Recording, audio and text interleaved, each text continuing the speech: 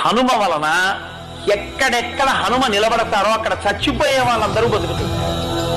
అది ఆనాడు కాదు, ఆనాడు అన్నారు బ్రహ్మగారు, ఈయన ఎక్కడుంటాడో అక్కడ మంగళం, ఈయన ఎక్కడుంటాడో అక్కడ శుభం. హనుమతో ఉన్న గొప్పతనం ఏమిటో తెలుసా అండి? ఆపత్కాలమునందు కాంతారీషు భయేషు చ అని అగస్త్య మహర్షి చెప్పారు, వాల్మీకి మహర్షి చెప్పారు.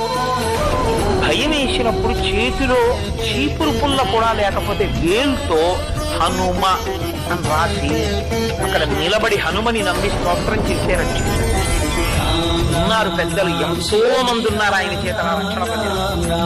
ఆనాటి నుంచి ఈనాటి వరకు రామనామం చెప్పిన రామ భక్తుడైన వాణ్ణి, రాముని మీద విశ్వాసం ఉన్న వాణ్ణి చెనకలేరు. హనుమ సర్వదా కాపాడుతుంటారు అలాంటి వాళ్ళని. వాళ్ళ జోలికిడితే ప్రమాదాలు వస్తాయి.